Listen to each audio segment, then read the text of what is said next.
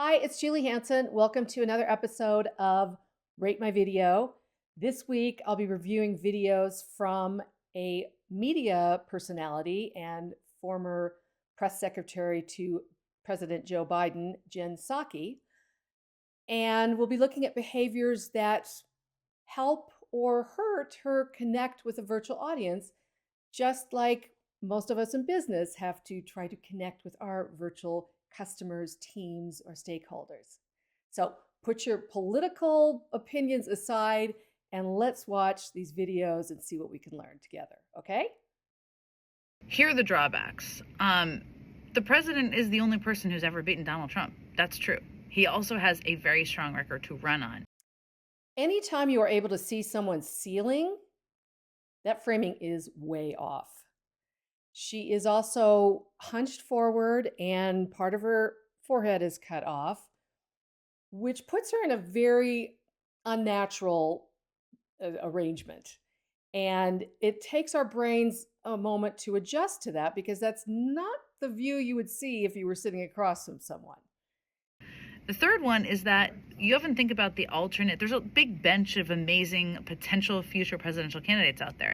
So this is a more informal video of hers that she posts on TikTok. And what's interesting is she's making a mistake that a lot of people do when they try to be more informal or personal or intimate with their audience. And that is she's looking down. She's looking down because it makes her feel like she's really talking to us. And yet, I'll speak for myself, it doesn't feel like she's talking to me at all. It's also all untested people. And it also Do you notice that hand that's sort of coming up at you repeatedly in her video? She's doing what I call breaking the pane of glass. And the pane of glass is something you want to imagine between you and your audience. It keeps our personal distance. And anytime you break through that glass, you start to encroach on someone's personal space.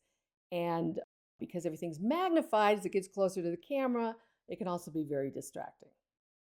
So overall, this video didn't come across as strongly in terms of virtual executive presence because of the poor framing and eye placement and just overall lack of awareness about how she was coming across to her audience in an attempt to be personal and casual. Let's take a look at another example. Hi there, I'm Jen Psaki, and we're here celebrating Women's History Month. The National Women's History Alliance has designated this year's theme as Celebrating Women Who Tell Our Stories. So this one is clearly a little more polished, a little more thought put into it, and the framing is nice, much more natural to our eye, and she's looking us in the eye, we're looking at her, she's not looking down at us, so we're on an equal status with her, which you always want to be on an equal status with your audience on video. So I have a number of women who have inspired me, but when I think about female storytellers, for me, I think about authors.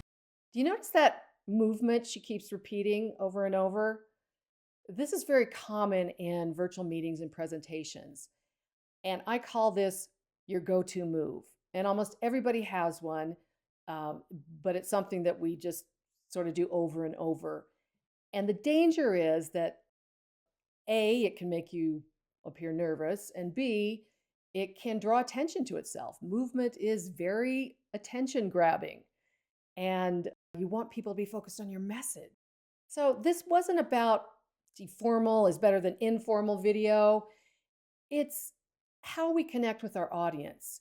And it's fine to be personal, engaging, and casual, and a little more relaxed.